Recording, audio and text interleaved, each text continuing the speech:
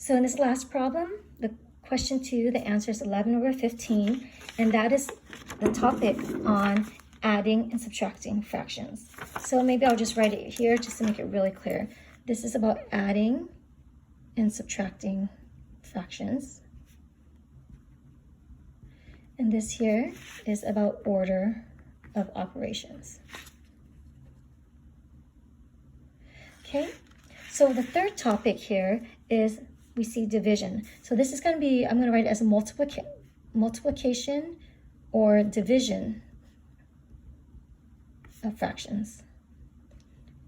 So what are the rules for multiplying and dividing fractions? So the rule is this. So when you multiply or divide fractions, first of all, if you have division, let's start off with division. If you have division, if I have A over B, and when I write it in letters, that just means that they represent anything, any number or whatever, divided by C over D, the first thing you're going to want to do is to change to multiplication. And how you change it to multiplication is that you flip the second fraction upside down. And the technical term for saying flipping the second fraction upside down is you multiply by the reciprocal. So reciprocal means flipping it upside down. Reciprocal of the second fraction. So the first thing I see is division, so I'm going to change this to multiplication. So A over B, I'm going to change this to multiplication. The dot means multiplication. The C over D, I'm going to flip it upside down to have D over C. And that's how you start with division. So this problem here, 4/7 divided by 6 over 11, so start with that. 4/7 divided by 6 over 11, I'm going to flip the second fraction, and that's going to become 4/7 times 11 over 6. All right, and then the next thing you're going to do is now you are going to multiply fractions. So multiplying fractions is much easier than adding or subtracting fractions. And that's the reason is because we do not need the lowest common denominator. So that's kind of good because I put a happy face, meaning that's going to be less work for us. We do not need a lowest common denominator.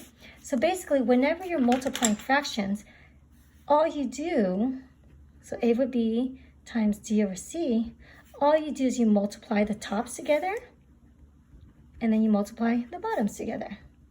That's all it is. So you want to multiply it, and then you can simplify it. So here, 4/7 times 11 over 6, if I multiply the tops together, I get 44, and I multiply the bottom together, I get 42. And that's it. And 44 over 42, and remember, the same rule as before, we always need to simplify our answer. So when we simplify our answer, we need to write the fraction in lowest terms. So right now I have 44 over 62. I could ask myself, well, what does the bottom and top have anything in common? Yes, they do. They're both divisible by 2. They're even numbers. So since they're even numbers, this becomes 22 over 31. Can this be simplified anymore? No, it cannot. So that becomes your final answer.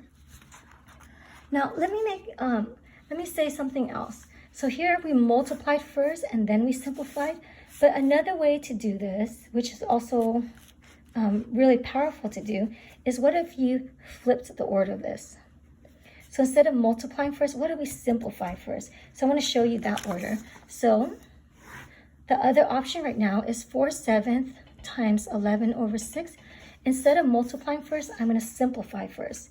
So here, I'm going to look at the top and the bottom and ask myself, are there any numbers that I can have things I can cancel, that I can divide by evenly? And I notice that the number 4 on top and the number 6 on the bottom, they both have a 2 in common. They're both divisible by 2. So this is what we call dividing by the factors, but we'll talk about factors in another chapter. But 4 and 6 both are divisible by 2, so I'm going to divide both of them by 2. 4 divided by 2 is 2. 6 divided by 2 is 3. Now, okay, the top and the bottom, is there anything that's divisible by both the top and the bottom? That's about it. So as a result, when I multiply across, 2 times 11 is 22. 7 times 3 is 21. And actually, I realized this should have been 21, not 31. 21, right? So the answer is 22 over 21, and we got this answer by simplifying first and then multiplying. Or you could multiply first and then simplify. So either one, you'll still get to the right answer. I do highly recommend practicing simplifying first and then multiplying, because later on in future chapters, this will be a very valuable tool to learn how to simplify first and then getting your answer. So number 3 here, the answer is 22 over 21.